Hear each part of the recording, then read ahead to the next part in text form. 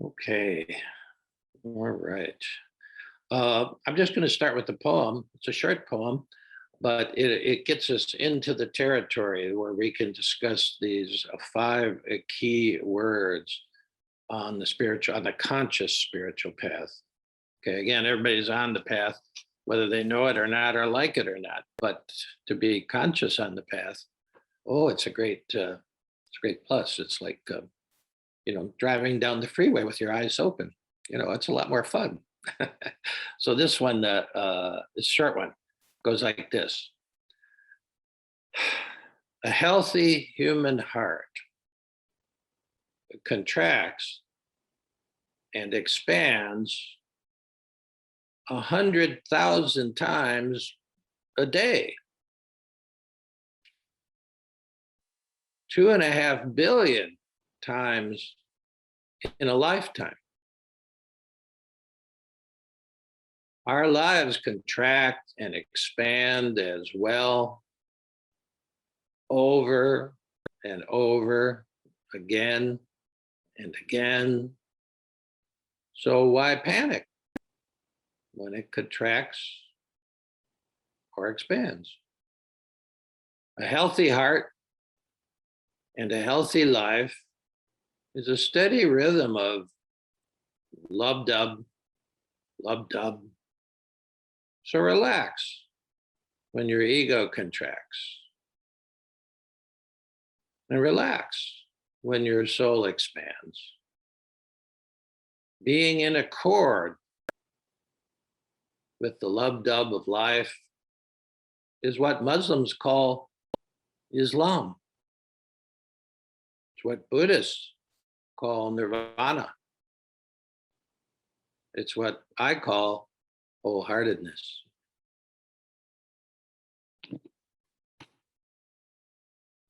Healthy human heart contracts and expands 100,000 times a day. Amazing. If you live a healthy, normal lifespan, at least in North America, it's about 2.5 billion times in a lifetime. And for many of us, without missing a beat. I mean, I know people who have AFib where misses a beat, and then sometimes it races or to try to get back in rhythm. That's painful. Anybody who has that condition knows that. But for most of us, 2.5 billion love dubs without missing a beat. There's no machine we make that is that efficient. So right away, the human heart, hey, I'm terrifically grateful for this thing. Sometime if you have a tennis ball, just grab the tennis ball and squeeze it as hard as you can. That's the amount of pressure on the when the heart contracts to move all the blood seamlessly from the time we're in the womb to the time we're in the tomb, 2.5 billion times. Just let that sink in. Our lives contract and expand as well, over and over and over again. So why panic when it's either contracting or expanding? We do, though. We do in both cases, depending on your temperament. When it contracts, your life contracts, it gets smaller, pandemic, and expands. Sometimes the expansion of life, again, we're not in control of this. You don't have to think that loved up your heart, thank God, And so, we think we should be in control of whether our life's contracting or expanding. Just forget it, drop that. So why panic? A healthy heart and a healthy life is a steady rhythm of contraction, expansion, lub dub, lub dub. So just relax when your life contracts. Just relax when your life expands. Relax when your soul expands. And now, being in accord with this rhythm, being in accord with it, in other words, in sync with it, it's really what Muslims mean when they talk about Islam. Islam means peace. You've heard of a peace accord. It just means being at peace with this nature of life. Stars are born, they die, they supernova, and then they collapse. This is the whole universe. It's not just our life. Muslims call that Islam, to be in accord, peace. Buddhists call it nirvana. Nirvana doesn't mean, the absence of pain. It means the absence of struggle against this thing, you see. Both contraction and expansion, we've heard about growing pains, butterfly trying to get out of the cocoon, painful, contraction, pandemic, our lives got small. So Buddhists call it nirvana, just being in accord with all of it, no resistance to the contraction and the expansion. And it's what I call wholeheartedness. Have a whole heart, a heart, the contemplative heart in the contemplative traditions are the things that can hold the entire life. Okay, so we're talking about two hearts: the physical heart, which is it's a model of the contemplative heart. It can hold everything, you see. That's to have a wholehearted life. That's why Jesus is always there with the exposed heart. He's pointing to it. It's about that heart can hold everything. The sacred heart in the Catholic tradition. Okay, so that's called Love Dub, the Love Dub life. And it'll be out tomorrow on the Monday thing. Now, these 5 words that are inherent in this poem: life, human life, healthy life, a meaningful life, a whole life. Then we've got ego, which is the contraction force in all of this. The ego by nature contracts things for reasons that we can, for reasons really of maintenance. We'll talk about that. The soul is about expansion. It's that energy that wants to make things bigger. Okay, and it would seem that in a life, those are at odds, and it really is what the Muslims really mean by jihad. Jihad is that inner thing, that inner war that's going on, and the heart, bringing the heart into the mix, which is the 4th thing. It can make peace. These things are really not at odds. The fact that the ego, which is the vehicle of the body and mind in time and space, it's the functional ego, is about navigating. The word in Buddhism for vehicle is yana. It really originally means a raft that could take you across a raging river to the other side, but yana means vehicle, something that'll take you there. And so the ego is the yana, or the vehicle, to navigate time, space, body, mind, matter world. Okay, gross world is sometimes called. Well, that's fine. There's nothing wrong with it. We're in it. So a functional ego is important.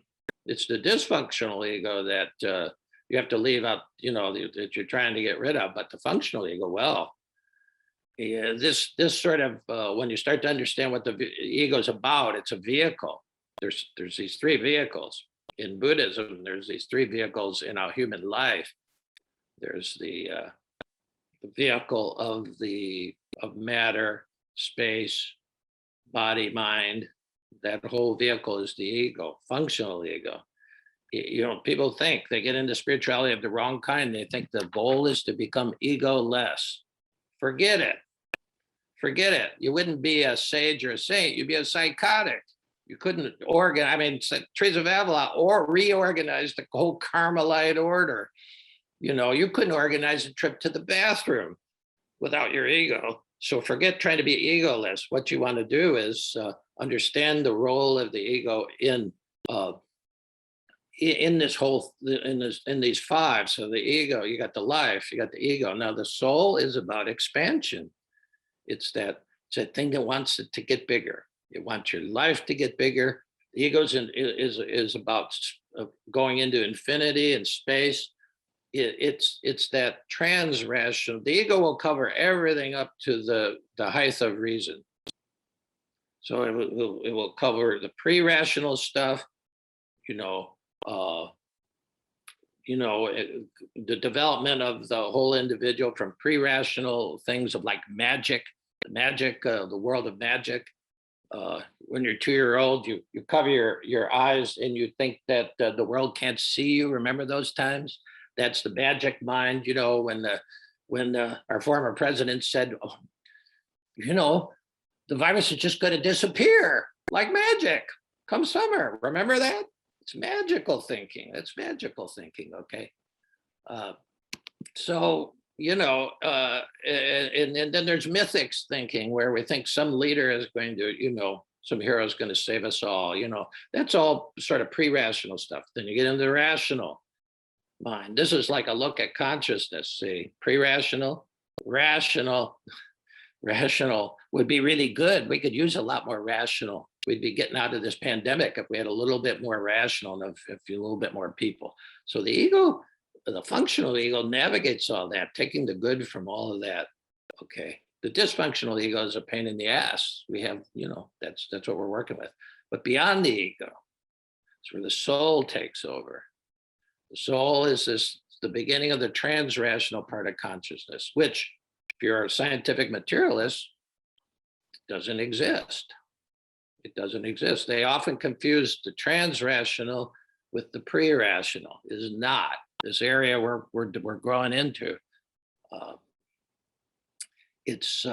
We're trying to go into the fullness of consciousness. So now we got your life, we've got the ego, we've got the soul, and then we've got the heart, which we've been talking a lot about. The heart is something that can bring the ego, these two forces, into accord. It's like when we put our hands together in front of the heart. That's why we put them in front of the heart, because the heart has the power to bring together the force of ego and the force of the soul. It's an integrating thing, see. And then the fifth one, which we haven't mentioned, is the spirit. Spirit is really everything. So we've got this really is the whole ball game, and maybe that's why we have 5 fingers. I don't know. We got life, we've got the ego, we've got the soul, we've got the heart, and then we've got the spirit, which is the whole shebang. Now, here's one way of looking at it. I like visuals, and I like cell phone technology because we exteriorize the reality we're living in our machines. There's actually a mind in this thing. There's consciousness in this thing. You can just hit it and say Alexa, whatever, or Siri, whatever. Okay, so this stands for the life. Now, all these guys I have on the wall, Jesus, Buddha, Merton, my grandmother, Gandhi, these guys all had some audacious egos. Okay. The difference between them and, people that we don't know their names of, maybe never know their names of, is these guys plug their ego into something bigger. You see, the idea of plugging your ego into something bigger, then you're not trying to get rid of your ego, you're trying to plug it into something bigger. So I'm going to plug this in. This is your classic patch cord. You could call this the ego. All right. And so we plug that in because the ego starts right from the get-go, you see. The ego is trying to figure out life when we come out of the womb, like, what the hell is this? And how do I manage this, you see? So the ego is there from the very beginning. The problem is it has a little strategy for getting through childhood, and we're still using it as adults. It's got to change. Now we plug the ego into the soul. This little thing here, if I can, you always got to figure out which way to do it. So now we've got life with an ego and a soul. Okay, we're concluding it all. And then here would be my idea of the heart. So, okay. So here's the complete deal. And what is the heart connected to? The juice, the electricity, the power. No power, none of this works, you see. And so that's that sense of the ever-present spirit. The reason, we're still talking about Buddha and Jesus and Gandhi and Moses and Teresa of Avila and Merton. The reason those guys are still in the conversation is because they were plugged right into God, right into the spirit, you see. So this is, you can't, the spirit is not here or there, so you can't really see electricity either. So it's a perfect metaphor if you think about it. And the question is, this is the deal. So the ego is not bad. It gets a bad rap in spirituality. No, functional ego, yes. All the dysfunction.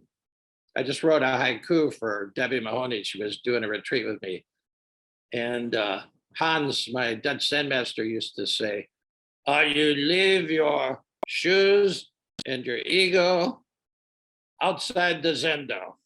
And because you didn't come in with shoes. One time a couple of newbies came in their tennis shoes and they got banished, right away. The truce got them out of the zendo. Take your shoes off. You don't. Moses, he took off his shoes when he was coming towards the spirit, which was a burning bush. You see, energy, the same deal that we're saying. So we've got a life, the ego, the soul, the heart, plugged in to the spirit. Now that's a life that hums. That's a life that we want.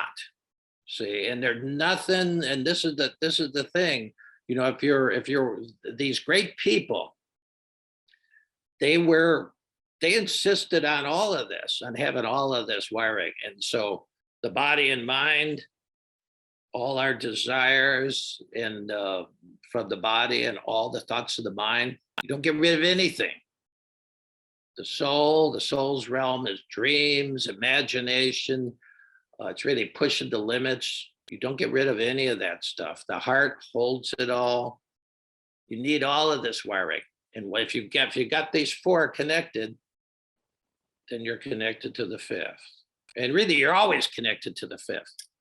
You cannot be disconnected from spirit for even a nanosecond. What disconnects us is the fact that the dysfunctional part of the mind convinces us I'm it. I'm it. The sense of the separate self, and all from that comes this kind of grandiose. You can be a narcissistic sociopath, or you could be just somebody who's always cowering because it's you in this big world, or you could be connected to all of it.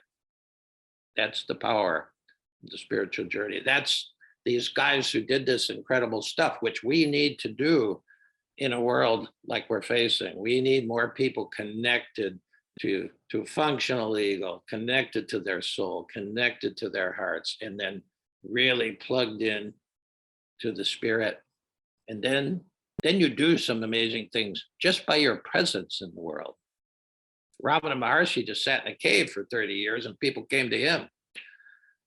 Didn't seem like, well, what's that all about? Well, that was his particular thing that he did. That was his path.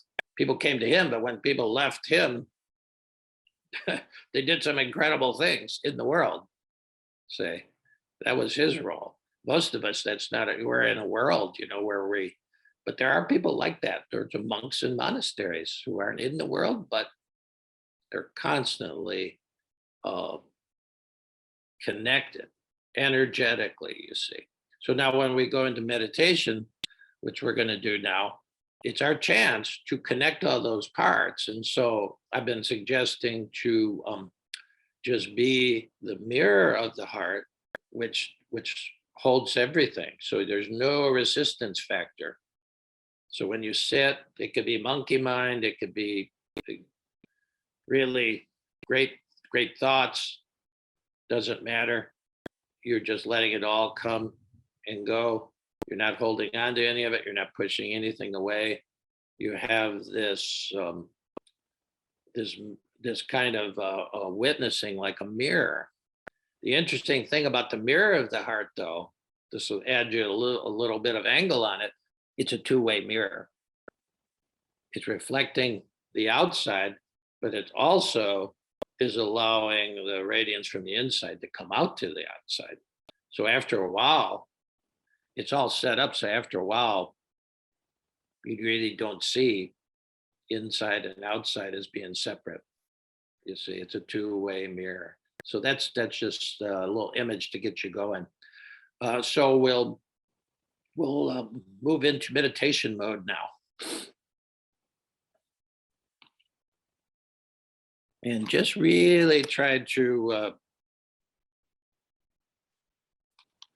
not to try too hard. And as a matter of fact, you could try not to try at all. There's a good koan for you. Just to be here as the mirror of the heart. Okay.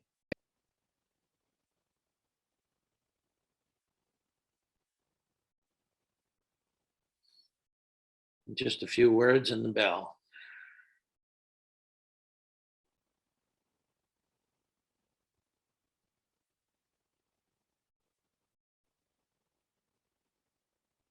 Be still and be the mirror of the heart.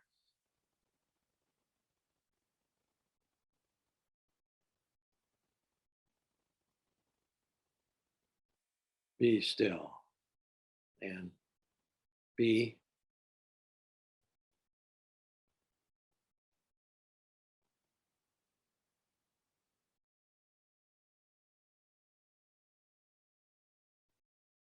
be still.